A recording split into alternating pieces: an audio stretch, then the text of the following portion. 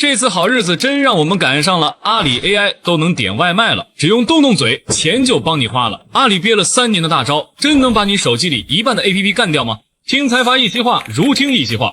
据证券时报网报道，千问 AI 一口气接入了淘宝、支付宝、高德、飞猪、淘宝闪购，几乎把整个阿里全家桶都装了进去。这次升级相当于给这个超强大脑装上了能跑腿、能付款、能订票的手脚。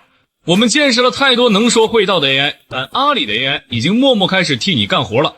关键是干的都是让你掏钱的活。别看现在功能这么花哨，阿里在 AI 这条路上过去2年走的并不容易。市场上甚至有人调侃阿里 AI 之前的声音可能还没他家淘宝闪购搞补贴的动静大。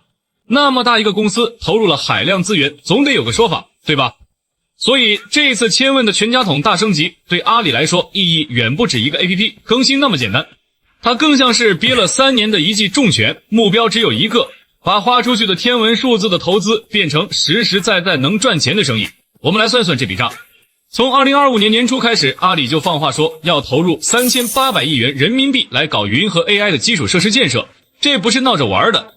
光是2025年第2季度这一个季度，阿里在 AI 加云上的资本开支就达到了386亿元，比去年同期飙升了 220%。整个集团4个季度砸在 AI 上的钱累计超过了1000亿。砸钱的时候是真痛快，但华尔街和投资人天天盯着看啊，钱呢？回报呢？这让阿里压力山大。为了这个，他们甚至还在为明年到期的65亿美元贷款搞再融资。现在千问长出手脚，堪称降维打击。他不需要求别人，因为淘宝是他的货架，支付宝是他的钱包，高德是他的地图，飞猪是他的旅行社。当这些自家的手脚全部听命于千问这个大脑时，他就成了全球少数能直接指挥千军万马的 AI。 这次升级，千问一口气接入了超过400项新功能，从点外卖、网购、订机票酒店到查公积金、办居住证，甚至帮你打电话给餐厅定位，真正实现了动嘴搞定一切。千问的成功背后是行业普遍面临的生态困局。去年12月，字节跳动推出豆包手机助手，试图实现全平台比价下单。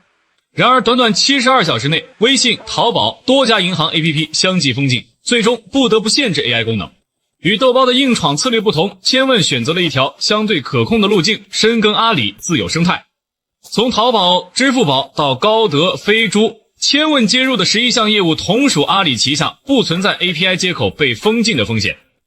所以你看，当豆包用户还在为这个 APP 不让连，那个平台要验证头疼时，千问用户已经一句话下单了。但这种模式也有个小问题，如果千问只能推荐淘宝、天猫上的商品，那它会不会只给你看阿里想让你看的？传统电商模式下，商家通过广告投放获取流量，投入越多曝光越高。现在 AI 来推荐商品，它看的是什么？可能是你的商品评价、用户复购率、退货率，甚至客服响应速度。这意味着什么？意味着以前那套烧钱换流量的玩法可能不好使了，得回到最本质的东西，把产品做好，把服务做好。大商家有资金有团队，转型快。